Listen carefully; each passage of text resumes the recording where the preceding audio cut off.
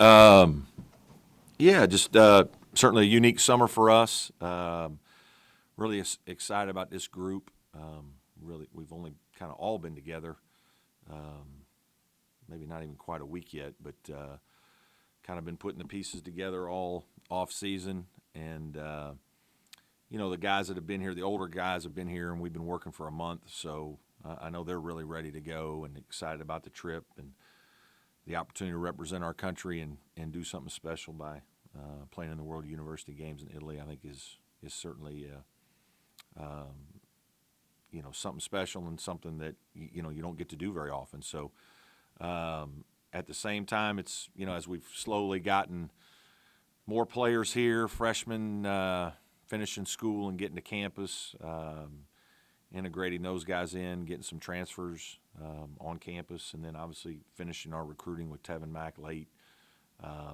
Just it's been a lot. It's been busy, and but I'm really excited about the group. I like the way they're practicing. Our energy level and effort is really good.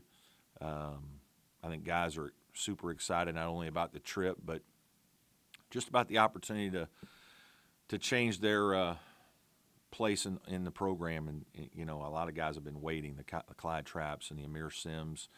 There's almost a time where you have to wait your turn a little bit, and when you do get your chance, I think that's something that's really special. And I think those guys want to make the most of it. So there's a lot of enthusiasm and excitement on our team.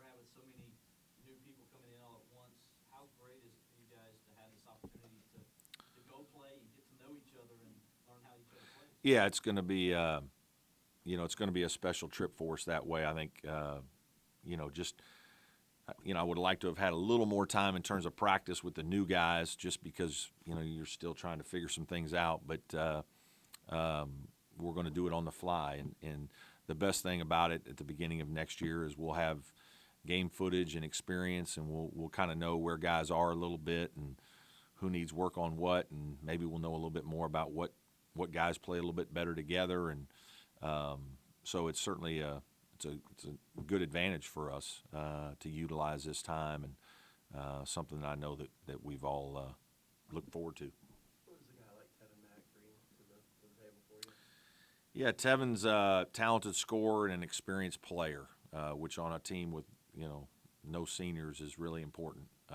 He and Curran both have been through the wars and played at a high level, so both guys are used to playing against size and speed and experience and in front of big crowds, and so I think that's important. Tevin specifically is a guy that I've known for a long time, recruited him in high school, and just have always been impressed with the way he can score. He's a guy that can make baskets, and our team needs that. We certainly lost some really good players and guys that scored a lot of points for us, and so just having a guy who's a proven scorer, I think, really helps this team.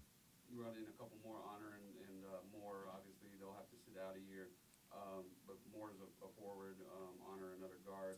Are you looking to bring in another grad transfer for the front court, or are you done with this type of transfer? No, yeah, we're done. We're out of scholarships, and obviously Jonathan Bear's injury is, really was wet blanket on us for here a little bit. Feel awful for Jonathan just because of how hard he's worked all last season. Both physically to get himself to where he can be a really good player, and then also his skill level to be able to do some different things. And he made some great progress. And then you just hate to see a guy like that, have an injury right away and have to be out for a while. And that's part of why I went out and got Tevin, and knowing that we needed more depth. I think Kayvon is going to help us, in the front court some. He's coming off an injury last year where he really didn't get to do much at Texas Tech. He didn't even practice that much. So, I think we got to be patient with him a little bit. But I like his size and length. He's 6'8", dribbles and passes, and a guy who can play some different positions for you. So that's really good. And then Nick's just a really good little point guard that can make shots and plays with good speed, and has been through a year of college basketball, and played very well in his year at Fordham, and so we really like his addition. I think he's a smart guy and seems to be picking things up pretty quickly. Does Bear, is he going on the trip with you? B, how long before he can start getting back and maybe trying to get back to health? Yeah, well, he is going on the trip, and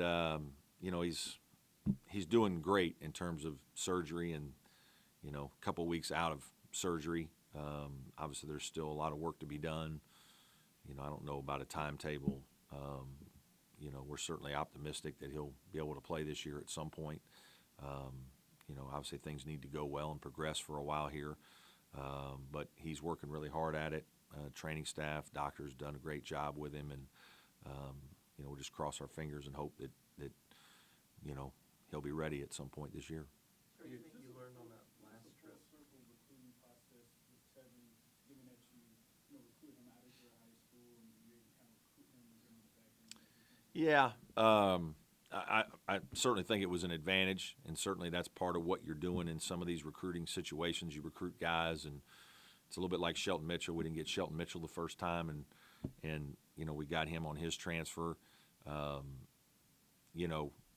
Ironically, we didn't try to get him the second time when he left Texas.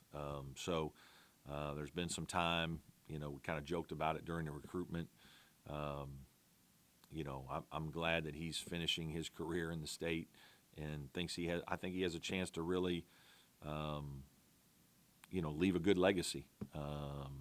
He's had some good things happen to him in college basketball, but I think he has more to prove, and he's certainly a mature guy that's seen a lot, and I think he's excited about the opportunity. He knows we lost a lot of good players and talented scorers, and that we were looking for another guy to do that, and that's right up his alley. So I think he's very excited about the opportunity. Is there anything you learned on that last trip that, I'm going to put that knowledge to use this time, or anything that This is much different than kind of the trips to Spain or Italy that we've taken previously. Those are a little more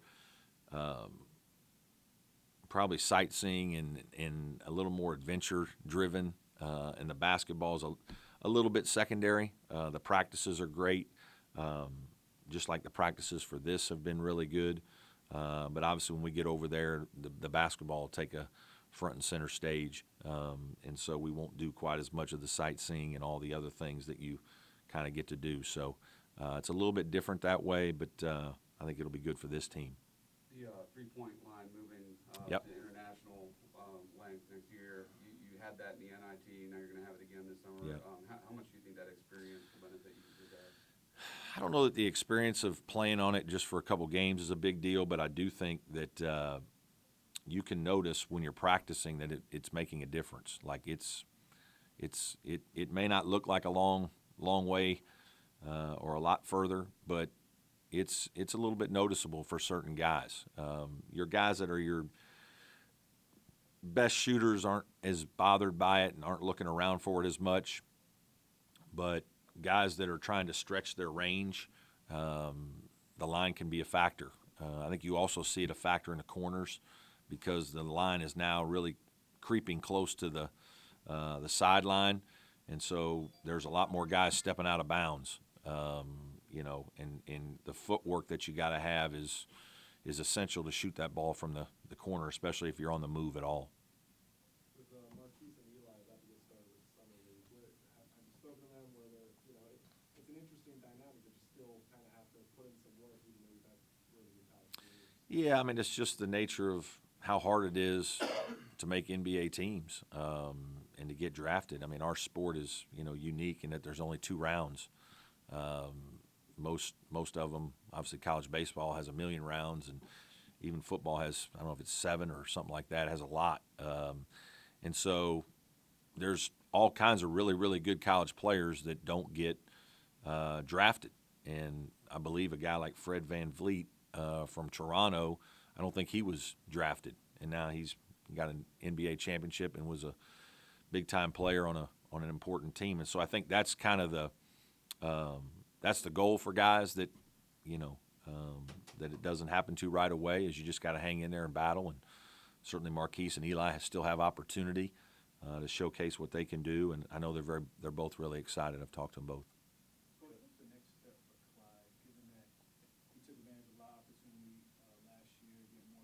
Yeah. as he gets his year three? What do you guys envision? Yeah, just consistency. I think it's, there's a lot on you when you're expected to deliver every night, and when a big part of the success of your team is determined by how well you play. That's the responsibility that Marquise and Eli had last year, and Dante Grantham, Gabe DeVoe the year before that. I mean, when you're one of the older players on the team and you're one of the best players, when you don't play well, it's hard. It's hard to win. And so just understanding that whatever it is that we're asking you to do, that you're doing it at a really high level. And then I think the second thing is just being a very good leader and helping to coach the morale of the team and to lead in a way that keeps guys positive and get you through some adversity, and not letting your individual game affect your leadership. And so I think some guys really struggle with that. Their games, the way they play affects everything else. And when you become one of the 2 or 3 guys on the team that everybody on the team's looking at, how you handle your attitude and when you're not playing well is sometimes the next big challenge for players to get past. What does it mean for the top 2 NBA picks from the state of South Carolina?